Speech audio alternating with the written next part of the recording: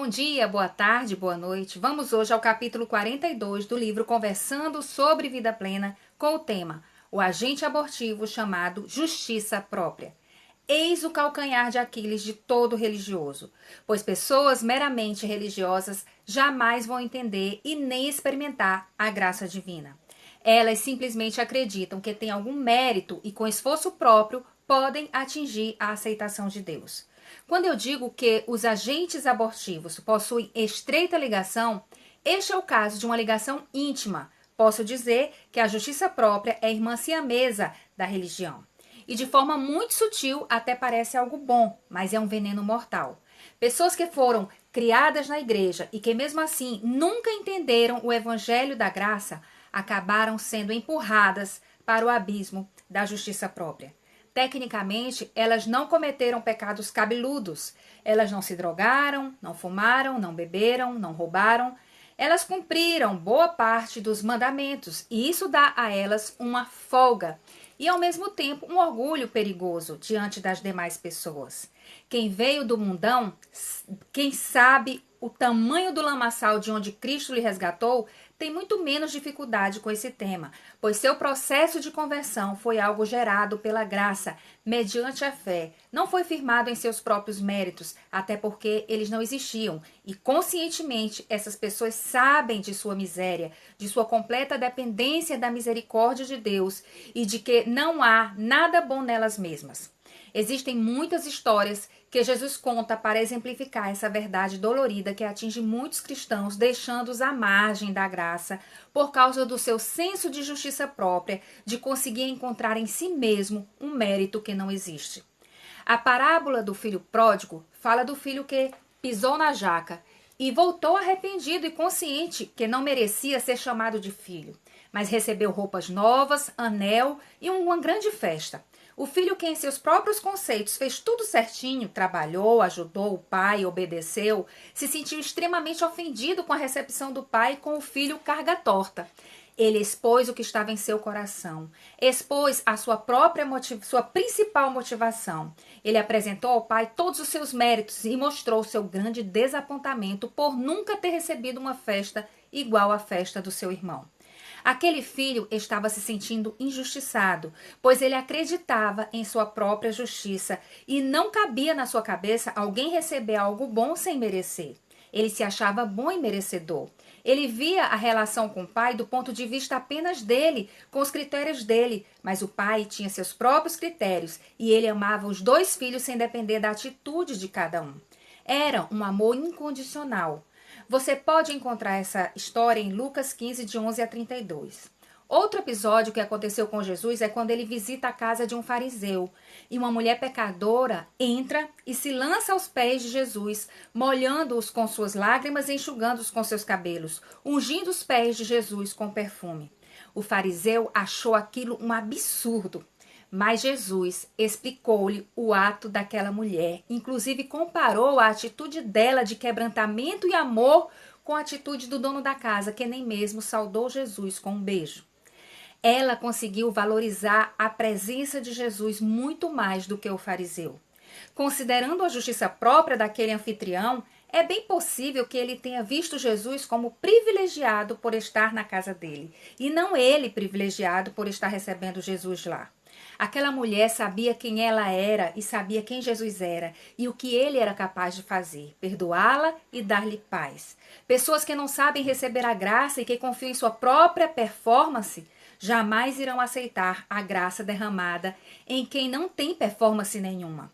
Aquela mulher era completamente dependente da graça e perdão de Jesus. Ela reconhecia que precisava de um Salvador e ela o encontrou. Ela não perdeu a oportunidade de expressar sua gratidão, sua devoção. Já o fariseu se sentiu constrangido, achou a cena inoportuna. E se não fosse o próprio Jesus usar a oportunidade para ensinar-lhe sobre perdão e amor, talvez ele tivesse pedido a ela para retirar-se de sua casa. Você pode ver essa narrativa em Lucas 7, de 36 a 50. Pessoas com justiça própria acabam cometendo dois erros que são duas faces de uma mesma moeda. Acreditam que recebem o bem por merecê-lo e acreditam que não merece que quem não merece o bem não deveria recebê-lo. Elas reivindicam o mérito delas e, ao mesmo tempo, se sentem injustiçadas quando alguém sem mérito recebe o bem. O grave problema disso é que essas pessoas nunca entenderão a profundidade da mensagem da cruz. Elas não acham que precisam de um Salvador, pois são boas em si mesmas. Somente quem se reconhece perdido e pecador saberá reconhecer um Salvador e ser grato por ter sido achado e perdoado. Os evangelhos registram várias histórias vividas por Jesus e parábolas contadas por ele que confrontam a justiça própria dos religiosos. Quem tem essa atitude jamais experimentará o que é ser filho de Deus. Será um servo fiel com motivações totalmente equivocadas, baseado sempre em seu desempenho e dedicação. E sabe o que é pior? Acha que pode barganhar com Deus. Quando a barganha não dá certo, acabam decepcionados, como aquele filho que servia o pai com interesses, mas não experimentava um relacionamento com o pai. Na hora de cobrar do pai uma festa, ele cobrou, pois ele realmente se via como servo que trabalhou duro para o pai. Quantas pessoas estão assim, ocupando os bancos e cadeiras das igrejas hoje em dia? Quantos estão cumprindo votos, assumindo cargos, fazendo penitência e sacrifícios para impressionar Deus, para se sentirem mais amados por Deus, para receberem mais de Deus? E sabe o que é ainda mais deprimente? Quantos não recebem, se revoltam com o Deus que criaram para si mesmos, ficam amargurados para o resto da vida. O que precisamos entender é que pecar significa errar o alvo. Não importa se é em 1 centímetro ou em 1 metro. A Bíblia é bem clara em dizer que todos nós pecamos e destituídos estamos da glória de Deus. Não está falando do tamanho do pecado. Está dizendo que todos nós erramos o alvo. E diz também que a consequência por termos errado o alvo é a morte eterna, é o afastamento eterno de Deus. Para nós, para a sociedade, para a justiça, pode ser que os pecados tenham pesos diferentes, tenham repercussão e consequências diferentes. Mas diante de Deus, pecado é pecado e basta um. Não importa o tamanho, ele nos afasta de Deus e nos faz inimigos de Deus. Esse é um problema que nascemos com ele e que somos incapazes de resolver por nós mesmos. Deus decidiu resolvê-lo através da morte de seu próprio filho. Deus oferece a salvação gratuita pela fé a todas as pessoas e nenhuma delas jamais conseguirá fazer por merecer o que ele ofereceu. Senão, isso anularia a graça divina. Deus não quer que ninguém se glorie. Infelizmente, quem tem justiça própria facilmente se gloria e dificilmente entende e aceita a graça na sua própria vida e na vida dos outros. Quem assim vive, muitas vezes se sente superior aos outros, mas jamais será alvo da graça salvadora, pois arrependimento, quebrantamento, humildade e rendição são os ingredientes de quem reconhece que não consegue salvar-se a si mesmo. Eu não tenho dúvidas de que os embates de Jesus com os religiosos de sua época eram por causa da hipocrisia deles e por causa da justiça própria que eles manifestavam o tempo todo. Lembra da oração do publicano e do fariseu? Vou colocar o texto aqui porque resume bem esse capítulo. Alguns que confiavam em sua própria justiça e desprezavam os outros, Jesus contou esta parábola. 2 homens subiram ao templo para orar. Um era fariseu e o outro publicano. O fariseu, em pé, orava no íntimo: Deus, eu te agradeço, porque não sou como os outros homens, ladrões, corruptos, adúlteros, nem mesmo como este publicano. Jejuo 2 vezes por semana e dou o dízimo de tudo quanto ganho. Mas o publicano ficou à distância. Ele nem ousava olhar para o céu, mas batendo no peito dizia: Deus, tem misericórdia de mim que sou pecador. Eu lhes digo que este homem e não o outro foi para casa justificado diante de Deus. Pois quem se exalta será humilhado, e quem se humilha será exaltado. Lucas 18, de 9 a 14. Não sei como ser mais clara do que isso sobre confiar em sua própria justiça. O apóstolo Paulo, que viveu nas entranhas da justiça própria, que foi o mais zeloso dos fariseus de sua época, caiu do cavalo literalmente. E ao encontrar Cristo, ele declarou o seguinte: Pois nós é que somos a circuncisão, nós que adoramos pelo Espírito de Deus, que nos gloriamos em Cristo Jesus e não temos confiança alguma na carne, embora eu mesmo tivesse razões para ter tal confiança. Se alguém pensa que tem razões para confiar na carne, eu ainda mais. Circuncidado no 8º dia de vida, pertencente ao povo de Israel, à tribo de Benjamim, verdadeiro hebreu, quanto à lei fariseu, quanto ao zelo perseguidor da igreja, quanto à justiça que há na lei, irrepreensível. Mas o que para mim era lucro, passei a considerar perda por causa de Cristo. Mais do que isso, considero tudo como perda, comparado com a suprema grandeza do conhecimento de Cristo Jesus, meu Senhor, por cuja causa perdi todas as coisas. Eu as considero como esterco para poder ganhar a Cristo. Filipenses 3, de 3 a 8. Paulo reconhece que tudo que ele conquistou com as próprias forças é como esterco, como fezes, para poder ganhar a Cristo. Não há como ganhar a Cristo se não abandonar a justiça própria.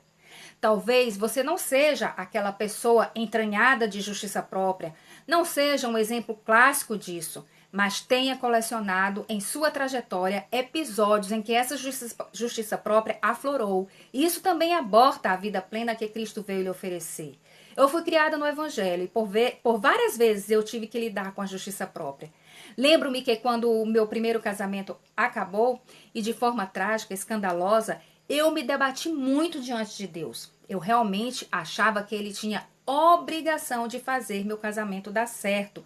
Tinha obrigação de sanar as inúmeras dificuldades que eu enfrentava, já que eu orava, jejuava, fazia campanhas.